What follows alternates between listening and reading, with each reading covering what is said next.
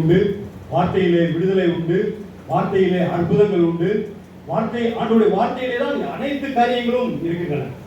ये समय है प्रभु का वाणी को सुनने जा रहे हैं आप और प्रभु के वचन में सामर्थ्य है, प्रभु के वचन में ही आशीष है। आइए हम सारे मिलकर प्रभु के वाणी की ओर हम आगे बढ़ेंगे। யோவான் 9ஆம் அதிகாரத்திலே அங்கே பிறவி குருடனை குறித்து நாம் பார்க்கின்றோம். அந்த பிறவி குருடனுக்கு ஆண்டவர் ஒரு கட்டளை கொடுக்கின்றார். நீ போய் சீலோவாம் குளத்திலே கழுவி பார்வை அடைவாயாக என்று சொல்லி ஒரு கட்டளை கொடுக்கின்றார். हम यूहन्ना रचित सुसमाचार उसका 9वां अध्याय में देखेंगे। वहाँ पर एक अंधे को हम देखते हैं। वहाँ पर परमेश्वर आज्ञा देता है कि शीलो कुएं में जाकर, कुंड में जाकर तू क्या कर, अपने आंखों को धो ले और तू वहाँ पर चंगाई पाएगा। அவன் கீழ்ப்படிந்து போய் பார்வை அடைந்தான். वो आज्ञाओं को मानकर वहाँ पर जाता है और अपनी दृष्टि को फिर से पाता है। ஆண்டவருடைய வார்த்தைக்கு கீழ்ப்படியாமல் நாம் ஆண்டவருடைய ஆசீர்வாதத்தை ஒருபோதும் பெற முடியாது என்று சொல்லித்தான் வேதம் தெளிவாக போதிக்கிறது. प्रभु के वाणी को हम आज्ञा ना मानते हुए हम किसी प्रकार के आशीष को हमें नहीं पा सकते करके परमेश्वर का वचन हमें समझाता है। 2 ராஜாக்கள் 5ஆம் அதிகாரத்திலே அங்கே நாகமான் என்ற ஒரு மனிதனை குறித்து நாம் பார்க்கின்றோம். दूसरे राजाओं की किताब में हम वहाँ पर देखते हैं एक नामान करके एक कोढ़ी व्यक्ति था। அந்த மனிதன் குஷ்டரோகி என்று சொல்லி நாம் பார்க்கின்றோம்.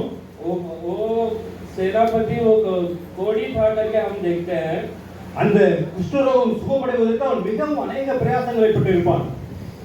ஆனால் அவனுக்கு சுகம் கிடைக்கவில்லை. उस कोढ़ से वो शुद्ध होने के लिए उसने काफी यत्न किया, काफी प्रयत्न किया, लेकिन वो शुद्ध नहीं हो पाया। அவனுடைய வீட்டிலே ஒரு அடிமை பெண், ஒரு வேலைக்கார பெண், எங்களுடைய தேசத்திற்கு நீ சென்றால் நீ சுகமடைய முடியும் என்று சொல்லி அவனுக்கு அங்கே ஆலோசனை சொல்லுகின்றார்.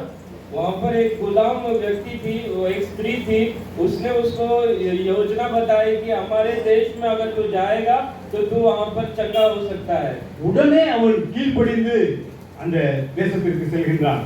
तुरंत वो आज्ञाओं को मानकर वहाँ पर वो जाने की इच्छा रखकर वो वहाँ पर जाता है। அங்கே போய் ஆண்டவருடைய தீர்க்கதரிசியை சந்திக்கின்றான். वहाँ पर जाकर वो परमेश्वर का भविष्यवक्ता को मिलता है। அவர் ஒரு காரியத்தை சொல்கின்றார். நீ சுகமடைய வேண்டும் என்றால் யோர்தான் நதியிலே போய் 7 தரம் முங்கி எழுந்து வா, நீ சுகம் பெறுவாய் என்று சொல்லி அவனுக்கு அங்கே ஆலோசனை சொல்கின்றார். वहाँ पर परमेश्वर की वाणी सुनाई जाती है कि तू जाकर यर्दन नदी में जाकर 7 बार डुबकी लगा और तू स्वस्थ हो जाओगा करके उसे परमेश्वर की वाणी सुनाई जाती है। அவனுக்கு மிகவும் கோபம் வந்து விட்டது. उसे वो क्रोधित हो चुका था। वहाँ पर எங்கள் தேசத்திலே இல்லாத நதிகளா இந்த தேசத்திலே ஓடுகின்றது? वो हमारे देश में नदी नहीं है क्या जो यहाँ पर हमें यर्दन नदी के लिए आना है? எங்கள் தேசத்திலே எவ்வளவு சுத்தமான நதிகள் எல்லாம் இருக்கிறது. हमारे देश में कितना पवित्र नदियां है। அவன் கோபப்பட்டு வந்து விட்டான். அவன் போகவில்லை, அவன் அப்படியே திரும்புகிறான். वो क्रोधित होकर वो उल्टे चलने लगा। அந்த நேரத்திலே அவனுடைய வேலைக்காரன் அவனை சந்தித்து, ஐயா, நீ அவர் ஒரு மிகப்பெரிய ஒரு காரியத்தை செய்ய சொல்லியிருந்தால் நீ கட்டாயம் செய்திருப்பீர்கள். ஆனால் யோர்தானில் போய் 7 தரம் முங்க வேண்டும் என்று சொல்லித்தான் சொல்லுகின்றார். அதற்கு நாம் எவ்வளவு கீழ்ப்படிவது முக்கியம் என்று சொல்லி அவன் அங்கே சொன்னபோது அவன் உடனே கீழ்ப்படிந்து போனான். उसका नौकर वहाँ पर उसे चेतावनी देता है कि यार कोई बड़ा बात कहा होता तो आपने जरूर पूरा करते। ये तो छोटी बात है, इसे पूरा करने में क्या ऐतराज है, आप जरूर इसे पूरा करिए करके। तो उसके चलते वो वहाँ पर वो डुबकी लगाने के लिए वहाँ पर तैयार हो जाता है।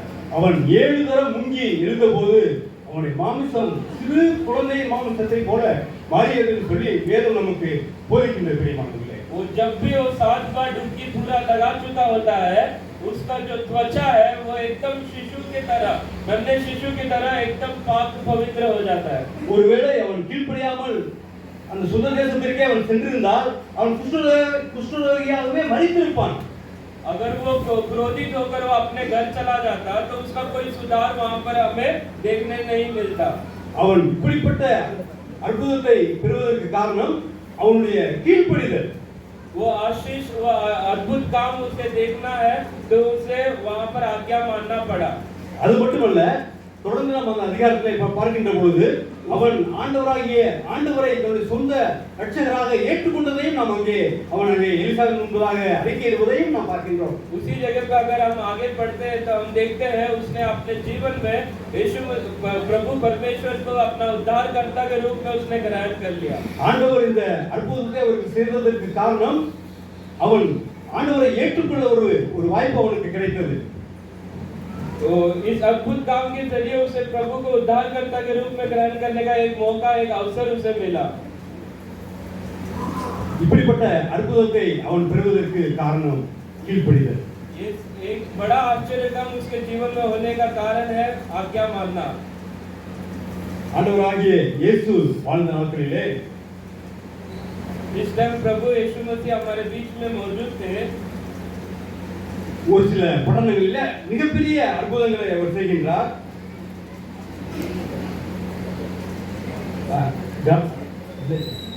और काफी सारे गांव में उन्होंने वहां पर प्रयाण करके उन्होंने काफी सारे अद्भुत काम किए. லூக்கா 10ஆம் அதிகாரம் 13ஆம் வசனம். लूका रचित सुसमाचार उसका 10वां अध्याय उसका 13वां वचन. அதிலே அந்த பட்டணத்தை ஆண்டவர் சபிக்கின்றார். கோரோசின் பட்டணமே உனக்கு ஐயோ, பெத்சாயிதா பட்டணமே உனக்கு ஐயோ, உங்களில் செய்யப்பட்ட பலத்த செய்கைகள் தீருவிலும் சீதோனிலும் செய்யப்பட்டிருந்தால் அப்பொழுதே இரட்டுடுத்தி சாம்பலில் உட்கார்ந்து மனம் திரும்பி இருப்பார்கள். वहां पर परमेश्वर दो नगर को श्राप देता है, कहता है भाई तुम दो नगरों में जितना अद्भुत काम किया गया है, अगर उस अद्भुत काम को और कहीं पर सीदोन में या फिर तीर में किया जाता तो वहां पर वो कब का वो मन फिरा लेते. நான் மருத்துவமனையிலே பணிபுரிந்தவன். मैं अस्पताल में मतलब वहां पर ड्यूटी कर चुका हूं. எங்களுடைய டிபார்ட்மென்ட்டிலே மேலதிகாரி அவர்களை நான் புகழ்ந்து பாராட்டிக் கொண்டு அவர் மிகவும் நல்லவர், மிகவும் உதவி செய்யக்கூடியவர் என்று சொல்லி அவருடைய தன்மைகளை குறித்து நான் பாராட்டிக் கொண்டு அவரை போற்றிக் கொண்டு இருந்து அவர் எனக்கு கொடுத்த வேலையை நான் செய்யாவிட்டால் मैं जो मेरे अधिकारियां हैं उनको मैं उनकी प्रशंसा गा कर और जो मेरा कर्म है, मेरा फर्ज है, उसको अगर मैं टाल देता, அவர் என்னை வேலையிலே வைப்பார்கள் என்று நீங்கள் நினைக்கிறீர்களா? क्या वो मुझे उस काम में उस कर्तव्य में रखते हैं? क्या வைப்பார்களா? क्या मुझे रखेंगे? ஒருபோதும் வைக்க மாட்டார்கள். वे मुझे नहीं रखेंगे. நாமும் அப்படித்தான் ஆண்டவரை நன்றாக துதித்தோம், ஆண்டவரை புகழ்ந்து பாடினோம், போற்றினோம். ஆண்டவருடைய வார்த்தைக்கு நாம் கீழ்ப்படியவில்லை என்றால் ஆண்டவர் நம்மை இதே நிலைமையில் தான் செய்வார் என்று சொல்லி வேதம் சொல்லி நான் இந்த காரியத்தையும் நான் சுயமாக இந்த காரியம் பேசுவதில்லை, வேதம் சொல்கிறது.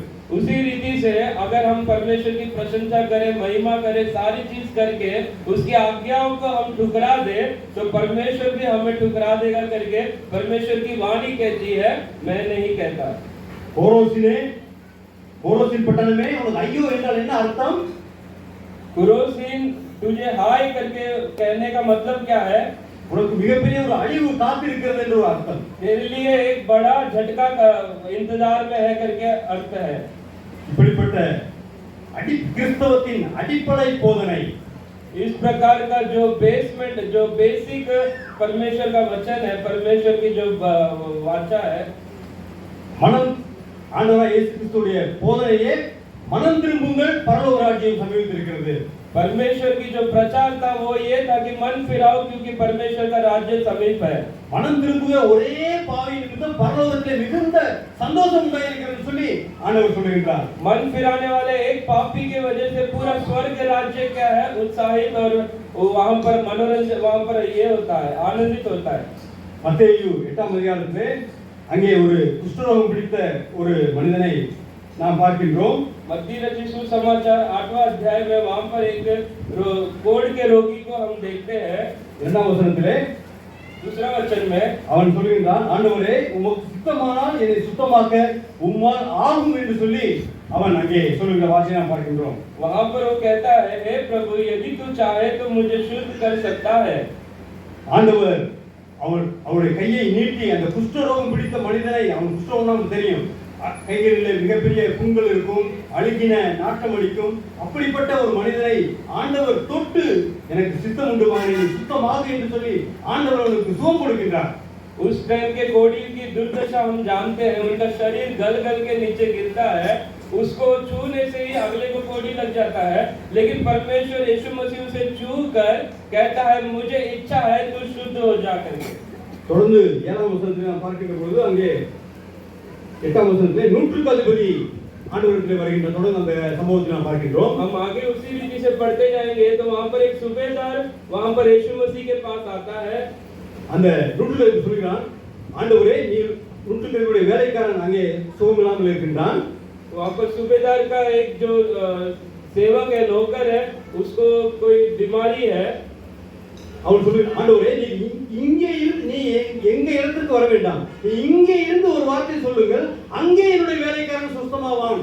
वो परमेश्वर यीशु मसीह से कहता है, यीशु मसीह आप यहीं से उत्तर दीजिए, वो वहां पर वो बंदा चंगा हो जाएगा, आप वहां पर हमारे छत के नीचे आने की कोई आवश्यकता नहीं है. அவருடைய விசுவாசத்தை ஆண்டவர் வியந்து பாராட்டுகின்றார். उसकी जो विश्वास था उसके ऊपर परमेश्वर ताजुब होकर वो देखता है. அந்த வேலைக்காரன் சுத்தமாகின்றான். उसी क्षण उसका जो नौकर है वो चंगा हो जाता है. காரணம் என்ன? कारण क्या था? அந்த நூற்றுக்கு அதிபதியுடைய விசுவாசம். उस सूबेदार का विश्वास. நம்முடைய விசுவாசம் ஆண்டவர் மேல எப்படி இருக்கிறது? हमारा विश्वास यीशु मसीह के ऊपर किस प्रकार से है? நம்ம अनेक நேரங்களில் நாம் ஜெபிக்கின்றோம், हम कई बार प्रार्थना करते हैं, நம்முடைய ஜெபங்கள் கேட்கப்படுகிறதா? हमारे प्रार्थनाओं का उत्तर मिलता है क्या? வெறுமனே கடமைக்காக நாம் ஜெபித்துக் கொண்டிருக்கிறோமா? क्या हम सिर्फ कर्म के लिए प्रार्थना करते हैं? கிறிஸ்தவ வாழ்க்கையிலே இரண்டு பிரிவுகள் உண்டு. मसीह जीवन में दो प्रकार होते हैं. ஒன்று பக்தி வாழ்க்கை. एक भक्ति जीवन. பக்தி வாழ்க்கை என்றால் என்ன? भक्ति जीवन मतलब क्या? நானே தெரிந்து கொண்டு என்னுடைய விருப்பப்படி நானே செய்கின்ற காரியங்கள்.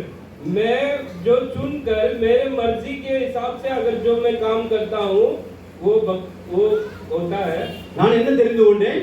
வேதம் வாசிக்க வேண்டும், ஜெபிக்க வேண்டும், ஆலயம் செல்ல வேண்டும், காணிக்கை கொடுக்க வேண்டும், ஊழியம் செய்ய வேண்டும். இது நானாக தெரிந்து கொண்டு செய்யக்கூடிய காரியம். இது பக்தி வாழ்க்கை. मेरे विचार के अनुसार जो काम करता हूँ, मैं बाइबल पढ़ता हूँ, मैं प्रार्थना करता हूँ, मैं सेवा में मदद करता हूँ, मैं दान देता हूँ और मैं सेवा के लिए जाता हूँ, वो मेरे मर्जी से होता है, वो भक्ति होता है. ஆனால் ஆண்டவர் விரும்புகின்ற வாழ்க்கை என்ன? लेकिन प्रभु जो चाहता है वो जीवन मतलब क्या? பரிசுத்த வாழ்க்கை. ஆண்டவர் விரும்புகின்ற வாழ்க்கை பரிசுத்த வாழ்க்கை. प्रभु जो चाहता है वो पवित्र जीवन है. பரிசுத்தம் இல்லாமல் தேவனை யாரும் தரிசிக்க முடியாது. வேதம் தெளிவாக சொல்கிறது. पवित्र जीवन के बगैर कोई भी परमेश्वर को दर्शन नहीं कर सकता करके परमेश्वर का वचन साफ-साफ कहता है. பரிசுத்த வாழ்க்கை என்றால் என்ன? पवित्र जीवन मतलब क्या? நான் மனம் திரும்ப வேண்டும், मैं मन फिराना है, நான் பாவத்தை அறிக்கையிட வேண்டும், मैं पाप को अंगीकार करना है, நான் பாவத்தை விட்டுவிட வேண்டும், मैं पाप को छोड़ना है, எல்லாவற்றுக்கும் மேலாக நான் ஆண்டவருடைய பிள்ளையாக மாற வேண்டும். सबसे प्रथम मैं प्रभु का बच्चा करके मुझे क्या होना है? समर्पण करना है. அதைத்தான் ஆண்டவர் விரும்புகின்றார். वो चीज परमेश्वर चाहता है हमसे. இதை செய்கின்ற பொழுது பக்தி வாழ்க்கை தானாக வரும். ये सब करने के बाद अपने आप हम भक्ति में आगे बढ़ेंगे. ஆண்டவர் மனித வாழ்க்கையும் இரண்டு பிரிவுக்கு உட்பட்டது. जो इंसान की जीवन है वो भी दो प्रकार के होते हैं. ஒன்று உலக பிரகாரமான காரியங்கள். एक संसारिक बातें. உலக பிரகாரமான காரியங்கள் என்றால் அன்றாட வேலைகள், வருமானங்கள், நம்ம வாழ்க்கைக்கு தேவையான அத்தனை காரியங்கள் உலக பிரகாரமான காரியங்கள். जो संसारिक बातें हैं, कमाना, खाना, परिवार को पालना, वो सारी बातें. காலையில் எழுந்திருக்கின்றோம், குளிக்கின்றோம், சாப்பிடுகின்றோம், உடம்புக்கு தேவையான காரியங்கள் அத்தனையும் செய்கின்றோம். जो भी हमारी जरूरत है, निजी जरूरत है, हम सवेरे उठते हैं, खाते हैं और काम के लिए जाते हैं. ஆனால் உள்ளுக்குள் ஒரு மனிதன் ஒருவன் இருக்கின்றான், அவனுடைய தேவை நிறைய இருக்கிறது. लेकिन हमारे अंदर की जो आत्मिक मनुष्य है उसकी भी जरूरतें काफी सारे हैं. உள்ளத்துக்குள்ளே சமாதானம் வேண்டும், हमारे आत्मिक जीवन में समाधान चाहिए, शांति चाहिए, உள்ளத்துக்குள்ளே சந்தோஷம் வேண்டும், हमें आनंद चाहिए हमारे जीवन के अंदर, உள்ளத்துக்குள்ளே நிம்மதி வேண்டும், हमें शांति चाहिए, போதும் என்ற மனம் வேண்டும், हमें हर चीज में क्या है, हमें काफी है करके एक मन चाहिए। இப்படிப்பட்ட காரியங்கள் உள்ளத்துக்குள்ளே வருகின்ற பொழுதுதான் வாழ்க்கை நிறைவடையும். ये सारी चीज संतुष्टि हमारे जीवन में आने के बाद ही हमारे अंदर खुशी होती है। அமெரிக்கா போன்ற பணக்கார நாடுகளிலே நல்ல செல்வ செழிப்புகள் இருக்கிறது, வசதியான வாழ்க்கைகள் இருக்கிறது, தேவையான அத்தனை உலக பிரகாரமான காரியங்களும் அமெரிக்கா போன்ற பணக்கார நாடுகளிலே இருக்கின்றது. अमेरिका जैसे बड़े-बड़े देशों में सारे प्रकार की सांसारिक आवश्यकता उनके पास है। ஆனால் அந்த தேசத்திலே தான் தற்கொலைகள் அதிகம். लेकिन उसी देश में आत्महत्या की संख्या ज्यादा होती है। அந்த தேசத்தில் உள்ள மக்களுக்கு மன போராட்டங்கள் அதிகம். उस देश के लोगों को डिप्रेशन में वो काफी बार रहते हैं। அது மட்டுமல்ல, பள்ளிக்கூடத்தில் படிக்கிற பிள்ளைகள் முதற்கொண்டு துப்பாக்கியை வைத்துக் கொண்டு சுட்டுக் கொண்டிருக்கிறார்கள் நாம் வேதத்திலே பார்க்கிறோம். उस देश में छोटे-छोटे बच्चे स्कूल जाने वाले भी क्या करते हैं, बंदूकों का इस्तेमाल करके लोगों को वो घात करते हैं। இதற்கு காரணம் என்ன? इसका कारण क्या है? உள்ளத்துக்குள்ளே சமாதானம் இல்லை. उनके जीवन के अंदर, उनके आत्मिक जीवन के अंदर कोई संतुष्टि नहीं है। உள்ளத்துக்குள்ளே சந்தோஷம் இல்லை. उनके अंदर कोई भी आनंद नहीं है। உள்ளத்துக்குள்ளே நிம்மதி இல்லை. उनके अंदर शांति नहीं है। இதை எங்கே போய் கேளுவது? इसे कहां जाकर हमें ढूंढना है? ஆண்டவராய் இயேசுவை தவிர ஒரு மனிதராலும் இந்த உலகம் தர முடியாத சந்தோஷத்தையும் சமாதானத்தையும் நிம்மதியையும் தர முடியாது பிரியமானவர்களே. அதுதான் கிறிஸ்தவம். ये जो शांति है, ये जो संतोष है, ये जो सारी चीज है, ये संसार में कोई भी चीज हमें नहीं दे सकती सिवाय यीशु मसीह के। दूसरी बात हम जो देखेंगे, ரட்சிப்பை குறித்து வேதம் நமக்கு என்ன சொல்கிறது? उद्धार के बारे में परमेश्वर का वचन हमारे बीच में क्या कहता है? அப்போஸ்தலர் प्रेरितों का काम 16 அதிகாரம் 16वां अध्याय। ये मनुष्य குறித்து நாம் பார்க்கிறோம். वहां पर हम एक मनुष्य के बारे में देखते हैं। சிறைச்சாலைக்காரன் ஒரு மனிதனை குறித்து நாம் பார்க்கிறோம். वहां पर हम जेलर को देखते हैं।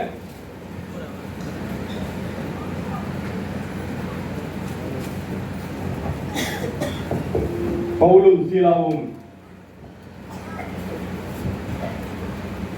சிறைச்சாலையிலே துடித்துக் கொண்டிருந்த போது நடந்த காரியத்தை குறித்து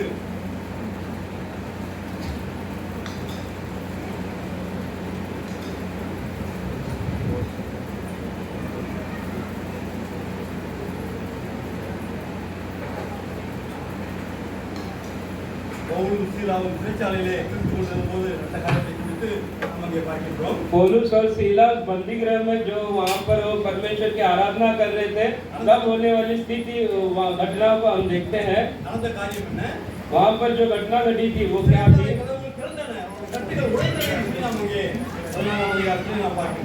वहां पर हम देखते हैं कि वहां की सारे बंधन टूट गए थे, वहां की जो जेल थी वो सारी चीज जकड़न वो सारी खुल गई थी।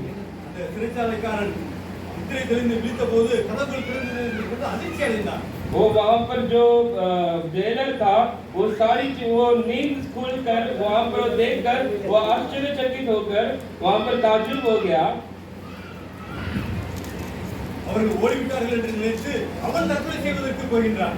वो वहां पर वो सारे चोर भाग चुके हैं करके वो सोचकर वो आत्महत्या करने के लिए तैयार हो गया था। பவுலும் சீலாவும் உனக்கு ஒன்றும் கெடுதி செய்து கொள்ளாத, நாங்கள் இங்கே தான் இருக்கிறோம் என்று சொன்னபோது அவன் பயந்து அவருடைய பாதத்திலே வந்து விழுந்தான் என்று சொல்லி பார்க்கின்றோம். वो वहां पर वो सोचता है, वो पौलुस और सीलास उनसे कहते हैं कि हम सारे यहीं पर है, तो अपने आप को कोई नुकसान ना करना करके वो वहां पर उसे कहते हैं। அவன் ஒரு மிகப்பெரிய ஒரு கேள்வி கேட்கின்றான். वो वहां पर एक बड़ी सवाल रखता है, ஆண்டவன்மாரே, ரட்சிக்கப்படுவதற்கு நான் என்ன செய்ய வேண்டும்? मैं उद्धार पाने के लिए मैं क्या करूं? பவுல் சொன்ன காரியம், கர்த்தராகிய இயேசுவை விசுவாசி, அப்பொழுது நீ மட்டுமல்ல உன் வீட்டாரும் ரட்சிக்கப்படுவீர்கள் என்று சொல்லி அங்கே பவுல் சொன்னதை குறித்து நாம் பார்க்கிறோம். वहां पर पौलुस कहता है, तू और तेरा घराना उद्धार पा सकते हैं, तुम्हें सिर्फ यीशु मसीह के ऊपर विश्वास करना है। அந்த ராத்திரியிலே அவன் ஆண்டவரை விசுவாசித்தான். उसी रात को वो यीशु मसीह के ऊपर विश्वास करता है। ஆண்டவருடைய வார்த்தை அவனுக்கு போதிக்கப்பட்டது. परमेश्वर की वचन उसको समझाया गया। கடைசியாக அவன் பெற்ற காரியம் தான் இதில் மிக மிக ஒரு முக்கியமான காரியம். 33ஆம் வசனத்திலே वहां पर हम 33वां वचन में हम देखते हैं, மேலும் அந்த ராத்திரியிலே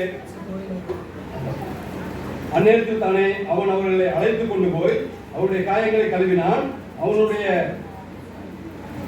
அனைவரும் அவன் ஞானஸ்தானம் பெற்றார்கள். 34 வசனத்திலே பின்பு அவன் அவர்கள் தன் வீட்டில் தூக்கி கொண்டு போய் போஜனம் கொடுத்து கீழே கடைசியாக பார்க்கும்போது தேவனிடத்தில் விசுவாசம் உள்ளவனாகி மன மகிழ்ச்சியாக இருந்தான். वहाँ पर हम देखते हैं उन्होंने विश्वास करके आनंद किया करके हम देखते हैं। आनंद वहाँ पर जरूरी है। மன மகிழ்ச்சி அவன் ஆண்டவரை அந்த ரட்சிப்பை அவன் பெற்றுக்கொண்ட பொழுது அவன் உள்ளத்தில் மிகப்பெரிய ஒரு மகிழ்ச்சி வந்து சர்வத்தையும் படைத்த ஆண்டவரை நாம் வணங்குகின்றோம்.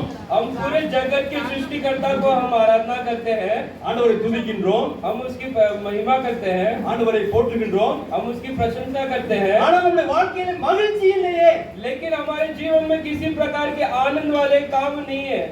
ஆண்டவர் தருவது மிகப்பெரிய ஒரு மகிழ்ச்சி. परमेश्वर हमारे जीवन में बहुत बड़ा आनंद देना चाहता है। இந்த மகிழ்ச்சியை ஆபகுக் அனுபவித்தார். इस आनंद को हबक्कुक करके भविष्यवक्ता अनुभव करता है। இது சரீரத்தில் கிடைப்பது மகிழ்ச்சி, சரீரத்தில் கிடைக்கின்ற மகிழ்ச்சி அல்ல. ये शरीर में मिलने वाली आनंद नहीं है। இது ஆண்டவரை நேரடியாக நம்முடைய உள்ளத்துக்குள்ளாக வைக்கின்ற ஆண்டவருடைய மகிழ்ச்சி. ये आत्मिक आनंद है जो परमेश्वर सीधे हमारे हृदय में रखना चाहता है। ஆபகுக் என்ன சொல்லுகின்றார்? हबक्कुक कहता है அத்திமரம் துளிர் விடாமல் போனாலும், वो पेड़ भी अगर वो फल ना दिए तो, திராட்சை செடியிலே பலன் இல்லாமல் போனாலும், वो द्राक्ष के जो बेल है उसमें भी फल ना लगे, ஒலிவ மரத்திலே பலன் இல்லாமல் போனாலும், ओलिव पेड़ पे भी अगर फल ना लगे तो भी, மந்தையிலே ஆடு இல்லாட்டாலும் தொழுவத்திலே மாடு இல்லாவிட்டாலும், बकरी ना रहे और घास बैल ना रहे, நான் கர்த்தருக்குள் மகிழ்ச்சியாய் இருப்பேன். फिर भी मैं परमेश्वर के ऊपर आनंदित रहूंगा करके कहता है। கர்த்தருக்குள்ள உள்ள மகிழ்ச்சி, परमेश्वर के अंदर आनंदित रहना, கர்த்தருக்குள்ள உள்ள சந்தோஷம், परमेश्वर के अंदर होना संतोष, கர்த்தருக்குள்ள உள்ள சமாதானம் परमेश्वर के अंदर होने वाला शांति நம்முடைய குடும்பத்தில் நாம் அனுபவிக்கிறோமா? हमारे जीवन के अंदर हम क्या अनुभव करते हैं? இதுதான் பிரியமானவர்களே கிறிஸ்தவ வாழ்க்கை. यही परमेश्वर हमारे जीवन में एक मसीह जीवन है। ஆண்டவர் கொடுக்கின்ற வாக்குத்தத்தம் என்னுடைய சந்தோஷத்தை நான் வைத்து போகிறேன். परमेश्वर हमारे लिए एक वाचा बांधता है कि मेरा आनंद मैं तुम्हारे लिए रख के छोड़ता हूँ। உலகம் கொடுக்கிற பிரகாரம் நான் கொடுக்கவில்லை. என்னுடைய சந்தோஷம், என்னுடைய சமாதானம், संसार देने वाले प्रकार से नहीं, लेकिन मेरा शांति मेरा आनंद मैं तुम्हें रख छोड़ता हूँ। அதை அப்போஸ்தலனாகிய பவுல் அனுபவித்தார். वो प्रेरित पौलुस अनुभव करता है। பிலிப்பியர் 4:4 சொல்றார், கர்த்தருக்குள் எப்பொழுதும் சந்தோஷமாயிருங்கள். फिलिपियों की पत्री में वो कहता है परमेश्वर के अंदर हमेशा आनंदित रहिए। பிலிப்பியர் நான் தொடர்ந்து எல்லா அதிகாரத்திலுமே அந்த சந்தோஷத்தை குறித்து பிலிப்பிய சபைக்கு திரும்ப திரும்ப சொல்லுகின்றார். वो फिलिप्स के जो कलीसिया है उनको फिर से वो दोहराता है कि मसीह में हमेशा आनंदित रहिए, मसीह में हमेशा आनंदित रहिए। இந்த சந்தோஷத்தை சமாதானத்தை நாம் அனுபவிக்க வேண்டும். ये आनंद हमारे जीवन में जरूर हमें अनुभव करना है। கர்த்தர் நல்லவர் என்பதை ருசிக்க வேண்டும். हम परमेश्वर अच्छा है करके हमें चक्कर देखना है। நாம் எத்தனை பேர் ருசித்திருக்கிறோம்? हम कितनों ने चक्कर देखा है? சரி, ரட்சிப்பு என்று சொன்னேன். उद्धार करके मैंने बताया। ரட்சிப்பு என்றால் என்ன? उद्धार मतलब क्या? விடுதலை. छुटकारा। விடுதலை என்ன? எதிலிருந்து விடுதலை? छुटकारा मतलब किससे छुटकारा? பாவத்திலிருந்து விடுதலை. पाप से छुटकारा। ஒரு மனிதனை ஆண்டவரோடு நெருங்க விடாமல் செய்த ஒரே ஒரு தடை, ஆதியாகமத்திலிருந்து வெளிப்படுத்தல் வரைக்கும் ஒரே ஒரு தடை பாவம். परमेश्वर से हमें अलग करने वाली एक ही चीज है पूरे संसार में, आदि से लेकर अब तक, वो पाप है। पाप ही हमें क्या करती है? परमेश्वर से अलग करती है। பாவத்தோடு வாழ்ந்தால் ஆண்டவரை தரிசிக்க முடியாது. पाप के साथ अगर आप जियोगे तो परमेश्वर को आप दर्शन नहीं कर पाओगे। பாவத்தோடு ஜெபித்தால் ஆண்டவர் ஜெபத்தை கேட்க மாட்டார். आप पाप से प्रार्थना करोगे तो परमेश्वर आपकी प्रार्थना को उत्तर न देगा। ஏசாயா 58:2 यशायाह 58वां अध्याय उसका दूसरा वचन में कहता है, ரட்சிக்க கூடாதபடிக்கு கர்த்தருடைய கை குறுகி போகவில்லை. उद्धार ना करे ऐसा परमेश्वर का हाथ सिकुड़ा नहीं है। கேட்க கூடாதபடிக்கு அவருடைய செவி மந்தமாகவில்லை. वो ना सुन सके उसका कान में बहरा नहीं है।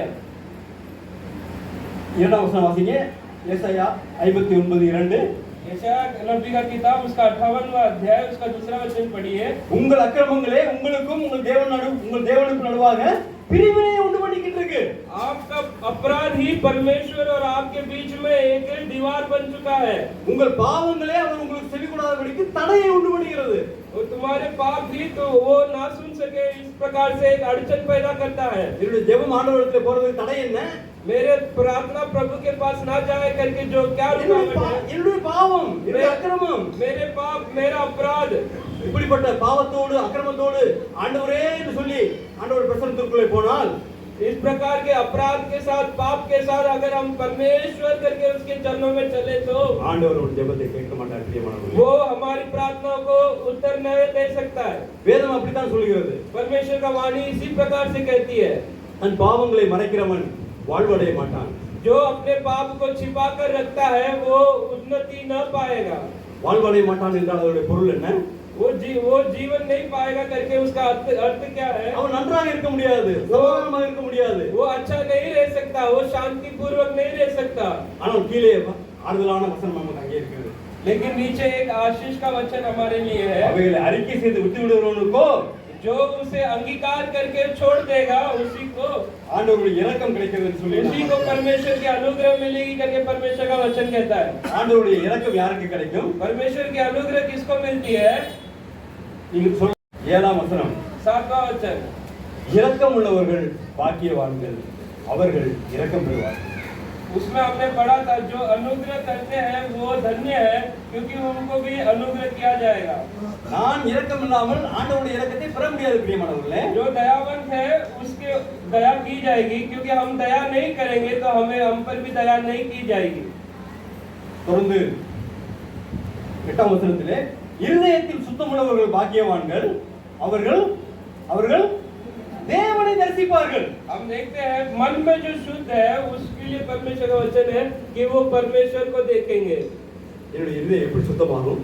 मेरे हृदय किस प्रकार से शुद्ध होगा? இந்த இருதயம் எப்படிப்பட்டது? मेरे मन किस प्रकार का है?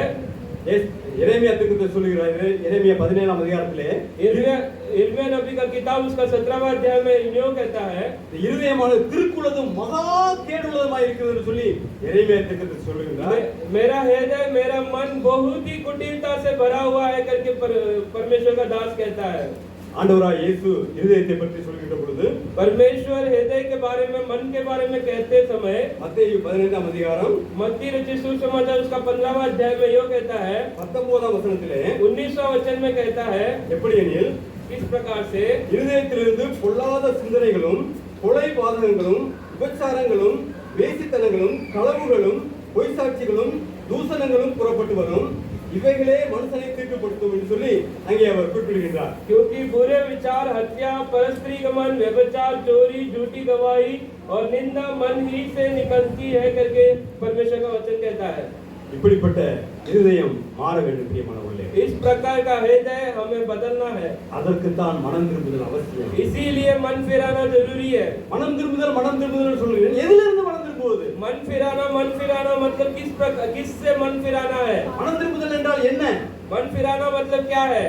மனதை ஆண்டவர் பக்கம் திருப்ப வேண்டும். मन को परमेश्वर की ओर फिराना है। உலக காரியங்களுக்காகவே अनेक நேரங்கள் நாம் செலவிட்டுக் கொண்டே இருக்கின்றோம். संसारिक बातों के लिए हम पूरा जिंदगी बर्बाद करते हैं। நம்முடைய குடும்பத்திலே ஜெபிக்க நேரம் இல்லை, வேத வாசிக்க நேரம் இல்லை, குடும்ப ஜெபம் பண்ண நேரம் இல்லை, எல்லாவற்றுக்கும் நேரம் இல்லை.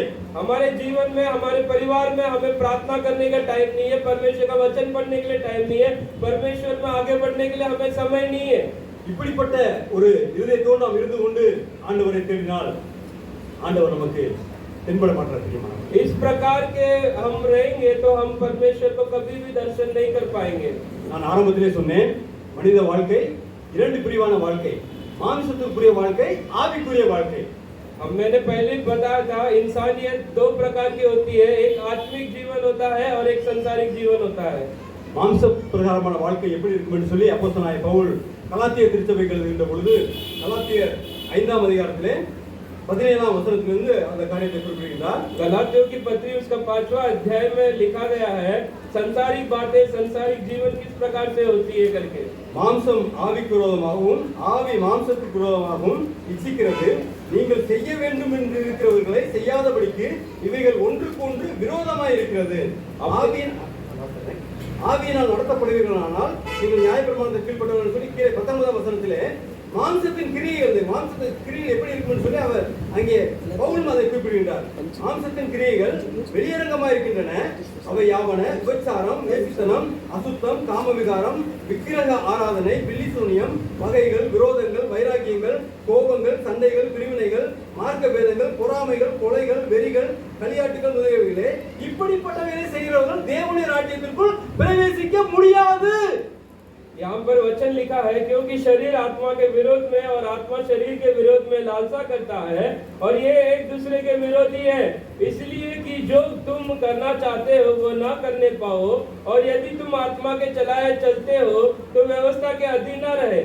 शरीर के काम तो प्रकट है, अर्थात व्यभिचार, गंदे काम, लूचपन, मूर्ति पूजा, टोना, बैर, झगड़ा, ईर्ष्या, क्रोध, विरोध, फूट, विधर्म, दाह, मतवालापन, लीला क्रीड़ा और इनके जैसे और काम है। इनके विषय में तुमसे पहले से कह देता हूँ, जैसा पहले कह भी चुका हूँ, कि ऐसे ऐसे काम करने वाले परमेश्वर के राज्य के वारिस नहीं बन सकते।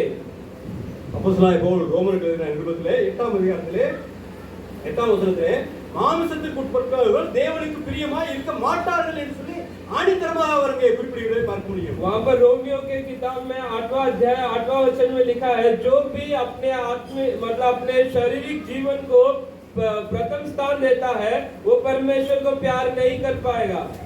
அதே 6ஆம் வசனத்திலே மாம்ச சிந்தை மரணம் என்று சொல்லி அங்கே குறிப்பிடுகின்றார். वहाँ पर परमेश्वर का वचन कहता है, शरीर पर मन लगाना तो मृत्यु है करके परमेश्वर का वचन है। நம்முடைய சிந்தை எதை பற்றி இருக்கிறது? हमारा मन किस प्रकार से है?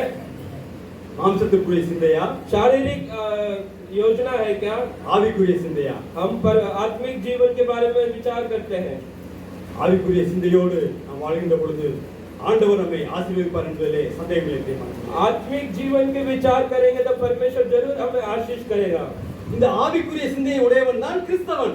ये आत्मिक जीवन के बारे में विचार करने वाला ही मसीह है।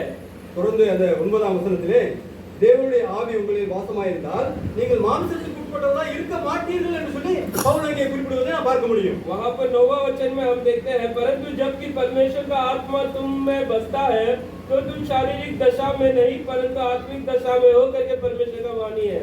தொடர்ந்து அவர் சொல்கிறார், கிறிஸ்துவின் ஆவி இல்லாதவன் அவருடையவன் அல்ல என்று சொல்லி அங்கே அப்போஸ்தலனாகிய பவுல் தெளிவாக குறிப்பிடுகிறார். जो पवित्र आत्मा से नहीं भरा हुआ है वो बंदा पवित्र परमेश्वर का नहीं है करके परमेश्वर का वचन है। இந்த கிறிஸ்துவின் ஆவியை பெற்றால் தான் கிறிஸ்தவர்கள். जो परमेश्वर की आत्मा है प्राप्त करता है वही मसीह है। இந்த கிறிஸ்துவின் ஆவி தான் என்னை நடத்த வேண்டும். वही परमेश्वर की आत्मा हमें अगुवाई करना है। இந்த ஆவி என்னை நடத்தினால் 14ஆம் வசனத்திலே மேலும் எவர்கள் தேவனுடைய ஆவியினாலே நடத்தப்படுகிறார்களோ அவர்கள் தான் தேவனுடைய பிள்ளைகள் என்று சொல்லி வசனம் தெளிவாக போதிக்கிறது. इसीलिए कि जितने लोग परमेश्वर के आत्मा से चलाए चलते हैं वे ही परमेश्वर का पुत्र है करके परमेश्वर का वचन साफ-साफ कहता है। நம்மை நடத்துவது தேவ ஆவியா? हमें चलाने वाला परमेश्वर की आत्मा है क्या? தீய ஆவியா? या दुष्ट की आलोचना है? நம்மளே கண்டுபிடிச்சது. நம்ம எங்கேயும் போய் தேட வேண்டிய அவசியம் நமக்கே தெரியும். इसे हम अपने आप जांच सकते हैं। நம்ம எந்த ஆவியால் நடத்தப்படுகிறோம்? हम किस प्रकार की किस आत्मा से हम प्रेरित है? தேவ ஆவியை நடத்தினால் परमेश्वर की आत्मा अगर हमें अगुवाई करती है, நாம் வாசிக்க கேட்ட வேத பகுதியிலே மத்திய 5ஆம் அதிகாரத்திலே ஆண்டவர் மலை பிரசங்கம் என்று சொல்லி நம்ம அங்கே பார்க்கின்றோம். அநேக போதனைகளை ஆண்டவர் கொடுக்கின்றார். ஆண்டவரே நேரடியாக பேசுகின்ற வார்த்தைகள் நான் உங்களுக்கு சொல்லுகிறேன் சொல்லி ஆண்டவர் அங்கே ஆணித்தரமாக குறிப்பிடுவதை பார்க்க முடியும். वहाँ पर परमेश्वर पहाड़ी उपदेश में वो वहाँ पर विशेष रूप से कहता है और उसी से हम अपने आप को जांच भी सकते हैं कि हम किससे प्रेरित हैं। மத்திய 5:39 நான் உங்களுக்கு சொல்கிறேன் தீமையோடு எதிர்த்து நிற்க வேண்டாம். நான் சொல்றேன், ஆண்டவர் சொல்றார். நான் உங்களுக்கு ஆண்டவர் வாயை திறந்து பேசிய வார்த்தைகள்.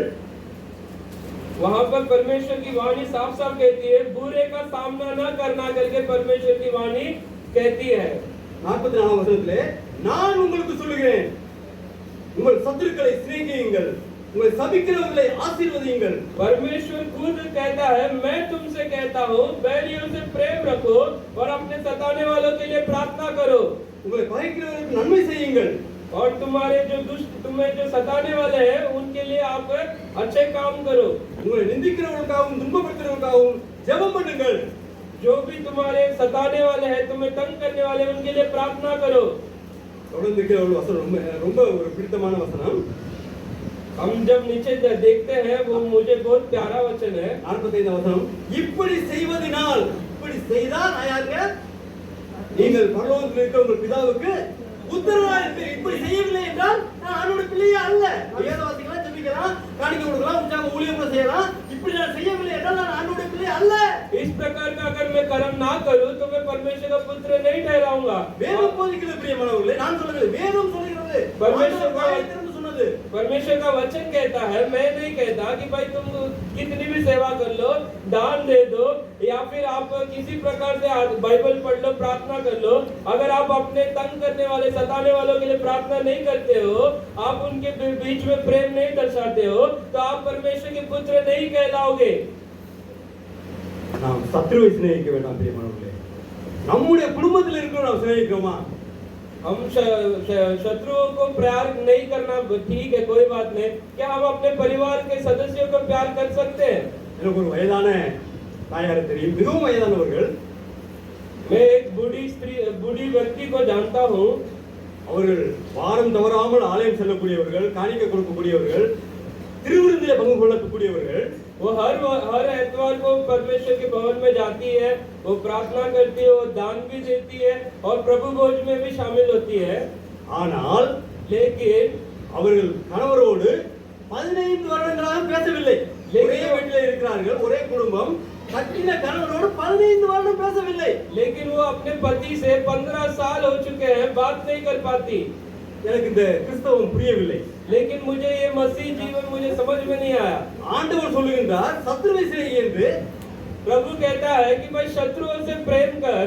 ஆனால் என்னால் என்னுடைய சொந்த மனைவியே, சொந்த கணவனையே நான் சிநேகிக்க முடியவில்லையே, நான் சத்ருவை நான் எங்கே சிநேகிப்பது? लेकिन मुझे अपने परिवार के सदस्यों के साथ प्रेम नहीं दर्शा पा रही हूं, तो मैं किस प्रकार से शत्रुओं से प्रेम करूंगी? அப்ப ஆண்டவர் செய்ய முடியாததை ஆண்டவர் செய்ய சொல்லி சொல்கிறாரா? क्या प्रभु जो नहीं कर पाते उसे करने के लिए इच्छा रखता है? இதை செய்வதால் ஆண்டவருக்கு ஏதாவது நன்மை இருக்கிறதா? इससे करने से क्या परमेश्वर को कुछ फायदा है? இல்லை பிரியமானவர்களே, इसमें कोई विशेष बात नहीं है. நாம் பிறரை நேசிக்கின்ற பொழுது, பிறரை மன்னிக்கின்ற பொழுது நம்முடைய உள்ளத்தில் ஒரு இனம் புரியாத ஒரு சந்தோஷம், சமாதானம் தானாக உண்டாகும் பிரியமானவர்களே. இதை அனுபவித்தால் தெரியும். हम एक दूसरे को माफ करने से, एक दूसरे को क्षमा करने से हमारे जीवन के अंदर, हमारे आत्मिक में एक अनोखा सा उद्धार, अनोखा सा आनंद आ जाता है. वो अनुभव करने से ही आएगा. हम एक दूसरे को क्षमा करके, एक दूसरे से प्रेम दर्शाने के बाद ही हमें महसूस होगा.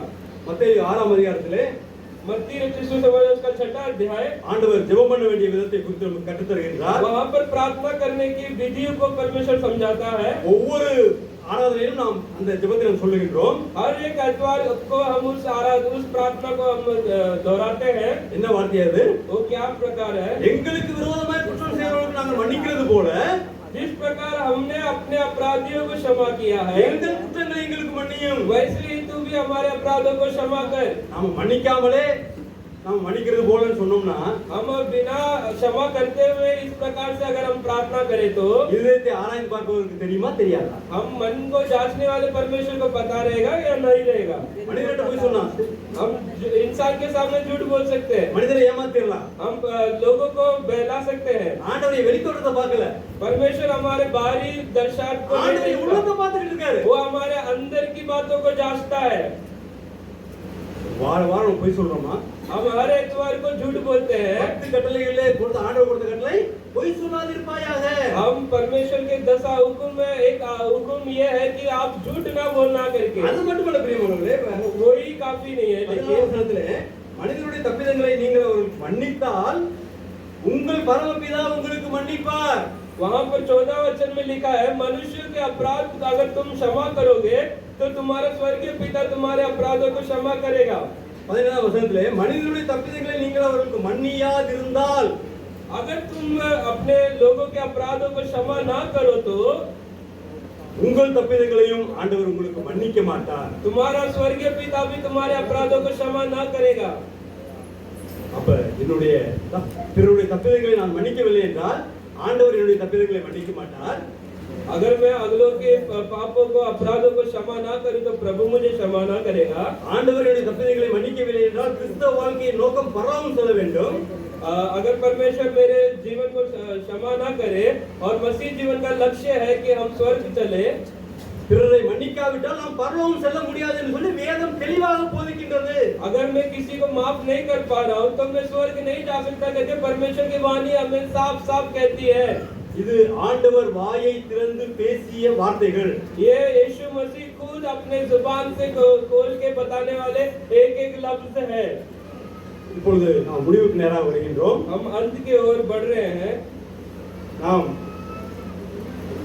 மன்னிக்க வேண்டும் என்று நினைக்கின்றோம். हम माफ करना करके इच्छा रखते हैं. நாம் ஆண்டவருக்கு பிரியமாக வாழ வேண்டும் என்று நினைக்கின்றோம். हम परमेश्वर के इच्छा के अनुसार जीवन जीना है करके हम इच्छा रखते हैं. நாம் கர்த்தருக்கு சாட்சியாக வாழ வேண்டும் என்று நினைக்கின்றோம். हम परमेश्वर के गवाही के रूप में जीवन जीना है करके हम इच्छा रखते हैं. நாம் பிறரோடு கோபப்படக்கூடாது என்று நினைக்கின்றோம். हम किसी के विरुद्ध में क्रोधित नहीं होना है करके हम इच्छा रखते हैं.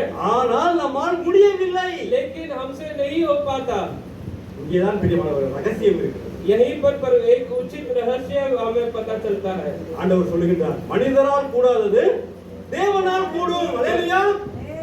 மனிதரால் கூடாதது தேவனால் கூடும். परमेश्वर कह रहा है जो इंसान से संभव नहीं है वो परमेश्वर से संभव है करके परमेश्वर हमें कहता है. இது மனிதர் சுய முயற்சினால் எந்த மனிதனாலும் முடியாது. ये अगर आप इच्छा से करना चाहो, अपने शक्ति से करना चाहो तो ये आपसे मुकम्मल नहीं होगा. மாம்ச சிந்தை தோடு வாழ்கிற மனிதனுக்கு முடியாது. ये शारीरिक विचारों से करना चाहो तो ये पूरा ना होगा. ஆவிக்குரிய சிந்தையோடு வாழ்கிற மனிதனுக்கு முடியும் என்று சொல்லி வேதம் போதிக்கின்றது. आत्मिक उद्धार, आत्मिक विचार से अगर आप चलोगे तो ये हो सकता है करके परमेश्वर का वाणी कहता है. யார் ஒருவர் ஆவியானவரை உள்ளத்திலே பெற்றிருக்கிறார்களோ அவர்களால் முடியும். जो एक बंदा परमेश्वर के आत्मा को अपने हृदय में रखा है उससे ये मुकम्मल है. ஆவியானவரை எப்படி பெற்றுக்கொள்வது? पवित्र आत्मा को किस प्रकार से हमें मिलना ग्रहण करना है? அபிஷேக கூட்டங்களுக்கு செல்ல வேண்டுமா? हम आत्मिक प्रार्थनाओं में शामिल होना है क्या? பிறர் அபிஷேகம் தர வேண்டுமா? कोई हमें अभिषेक करना है क्या? அப்படி வேதம் போதிக்கின்றதா? उस प्रकार से परमेश्वर की वाणी हमें समझाती है क्या? இல்லை பிரியமானவரே, எளிமையான வழி ஆவியானவரை பெற்றுக்கொள்வதற்கு வேதம் போதிக்கின்ற எளிமையான வழி. एकदम सरल रीति से हमें पवित्र आत्मा को प्राप्त कर सकते हैं करके परमेश्वर की वाणी हमें समझाती है. அப்போஸ்தலர் 2:38 प्रेरितों का काम उसका दूसरा अध्याय उसका 38वां वचन. பேதுரு அவர்களை நோக்கி, पतरस उनके ओर में उनके पास आकर कहता है, நீங்கள் மனம் திரும்பி आप मन फिराकर ஒவ்வொருவரும் பாவ மன்னிப்புக்கென்று हर एक बंदा पाप पश्चाताप के लिए இயேசுவின் நாமத்தினாலே, பிதாகுமார் பரிசுத்தாவின் நாமத்தினாலே यीशु मसीह के पिता पुत्र पवित्र आत्मा के नाम से ஞானஸ்நானம் பெற்றுக்கொள்ளுங்கள். बपतिस्मा ले, அப்பொழுது பரிசுத்த ஆவியின் வரத்தை பெறுவீர்கள். तो तुम पवित्र आत्मा का दान पाओगे. இது பரிசுத்த ஆவியின் வரத்தை பெறுவதற்குரிய வழி. यही एकदम सरल रीति से पवित्र आत्मा को पाने की तरीका है. அடிப்படை சத்தியம் மனம் திரும்புதல். மனம் திரும்புதல் இல்லாமல் பரிசுத்த ஆவியை யாரும் பெற முடியாது. बेसिक सी बात है कि हमें मन फिराना है. मन फिराए बगैर आप पवित्र आत्मा को नहीं पा सकते. ரட்சிப்பின் அனுபவம் இல்லாமல் யாரும் பரிசுத்த ஆவியானவரை பெற முடியாது. उद्धार के अनुभव के बगैर आप पवित्र आत्मा को ग्रहण नहीं कर पाओगे. இந்த முயற்சி நம்முடைய சுய முயற்சியில வராது. ये अगर आप खुद एफर्ट डालोगे तो वो नहीं हो पाएगा. இதற்கு தான் பிரியமானவர்களே ஆண்டவர் எனக்குள்ள வர வேண்டும். इसीलिए तो परमेश्वर हमारे जीवन में आना जरूरी है. 2 கொரிந்தியர் 5:17 என்ன சொல்கிறது? ஒருவன் கிறிஸ்துவுக்குள் இருந்தால் அவன் புது சிருஷ்டி. दूसरे कोरिन्थियों में कहता है कि जो मसीह में है वो एक नया सृष्टि है. பழைய வாழ்க்கை ஒளிந்து கிறிஸ்து எனக்குள்ள வந்தால் பழைய வாழ்க்கை ஒளிந்து போகும் சொல்லி வேதம் தெளிவாக போதிக்கின்றது. मसीह मुझ में आने के बाद पुरानी जीवन बीत चुकी है, वो अभी नहीं रही. என்னுடைய வாழ்க்கையிலே பழைய வாழ்க்கை ஒளியவில்லை என்றால் என்ன அர்த்தம்? अगर मेरी पुरानी जीवन अगर नहीं हो गुजर गई तो इसका मतलब क्या है? நான் இன்னும் கிறிஸ்துவுக்குள் வரவில்லை என்றுதான் அர்த்தம். और मैं मसीह में नहीं आया करके परमेश्वर की वाणी कहती है. அதே கோபம், அதே பொறாமை, அதே சண்டை, அதே சச்சரவுகளை நான் மனதிலே வைத்துக் கொண்டு வாழ்ந்தால் நான் இன்னும் கிறிஸ்துவுக்குள் வரவில்லை என்று சொன்னால் வேதம் சொல்லுகிறது. पुराने जीवन की जो वही लक्षण, वही गुस्सा, वही लड़ाई, वही झगड़ा, अगर वही ईर्ष्या हमारे अंदर अभी भी है तो मतलब आप मसीह में नहीं आए हो करके परमेश्वर की वाणी समझाती है. கிறிஸ்துவுக்குள் வராமலே ஜெபிக்கலாம், வேத வாசிக்கலாம், எல்லாமே செய்யலாம். मसीह में आए बगैर आप प्रार्थना कर सकते हैं, बाइबल पढ़ सकते हैं, सब कुछ कर सकते हैं. ஆனால் கிறிஸ்துவுக்குள் வந்தால் மட்டுமே நாம் பரிசுத்த ஆவியானவரை பெற முடியும். लेकिन मसीह में आने के पर मसीह हमारे अंदर आने के बाद ही हमें पवित्र आत्मा ग्रहण हो सकता है. இந்த ஆவியானவர் நமக்குள்ளே இருக்கிறாரா? इस पवित्र आत्मा क्या हमारे अंदर है? இந்த ஆவியானவர் நம்மை வழிநடத்துகிறாரா? क्या ये पवित्र आत्मा हमें अगुवाई करता है? எவர்கள் தேவனுடைய ஆவியாலே நடத்தப்படுகிறார்களோ அவர்கள் தேவனுடைய பிள்ளைகள். कौन कौन पवित्र आत्मा के साथ अगुवाई किया जाता है वही पवित्र परमेश्वर के पुत्र कहलाते हैं। யோவான் 1:12 அவருடைய நாமத்தினாலே விசுவாசம் உள்ளவர்களாய் அவரை ஏற்றுக்கொண்டவர்கள் பெற்றுக்கொண்டவர்கள் எத்தனை பேர்களோ அத்தனை பேர்களும் தேவனுடைய பிள்ளைகளாகும்படிக்கு அதிகாரம் கொடுத்தார். जितनों ने उसे ग्रहण किया उन सब को परमेश्वर की संतान कहलाने की उसने अधिकार दिया है। அந்த அதிகாரத்தை நாம் பயன்படுத்துகிறோமா? उस अधिकार को क्या हम उपयोग करते हैं? நாம் ஆண்டவரை விசுவாசிக்கின்றோமா? क्या हम परमेश्वर को विश्वास करते हैं? அவரை ஏற்றுக்கொண்டிருக்கிறோமா? क्या हम उसे ग्रहण कर रखे हैं? இவை நடந்தால் अगर ये सब होता है ஆண்டவர் நமக்கு வந்திருப்பார். तो परमेश्वर हमारे अंदर होता। இந்த ஆண்டவர் எனக்குள்ளே வந்ததுக்குரிய அடையாளம் உண்டு. நான் மருந்து கொடுக்க பதிலே இருப்பதனாலே அது மருந்து குணமாக்கும். अगर ये पवित्र आत्मा हमारे अंदर है तो उसके कोई सिम्टम्स होते हैं। அநேகர் அறிகுறிகளுக்கு மருந்து சாப்பிடுவார்கள். कोई कोई सिम्टम्स के लिए दवाई लेते हैं। என்ன அறிகுறி? क्या लक्षण है? பல்வலி இருக்கும், தலைவலிக்கு மாத்திரை சாப்பிடுவார்கள். अगर दांत दर्द दे रहा है तो उसके लिए दवाई खाएंगे। தலைவலி இருக்கும், தலைவலிக்கு மாத்திரை சாப்பிடுவார்கள். सिर दर्द देता है उसके लिए दवाई खाएंगे। ஆனால் लेकिन தலைவலி சுகமாகும், பல்வலி சுகமாகும். ये सिर दर्द ठीक होएगा, दांत दर्द ठीक होएगा। ஆனால் लेकिन அது நிரந்தர வலி அல்ல. அடுத்த ஒரு 3 மணி நேரத்துல திரும்ப பல்வலி வரும், लेकिन தலைவலி வரும். वो टेम्परेरी इलाज है क्योंकि उन्होंने सिर्फ उस लक्षण को ट्रीटमेंट दिया है, असली जड़ उन्होंने नहीं पकड़ा। இந்த தற்காலிகமான காரியத்துக்காக தான் நமக்குள்ள கவலைகள் இருக்கிறது, வேதனைகள் இருக்கிறது, சமாதானம் இல்லை. நாம் என்ன செய்கிறோம்? வேதம் வாசிக்கிறோம், நம்ம தற்காலிகமாக விடுதலை கிடைக்கிறது, அடுத்து அதே கவலை வருகிறது.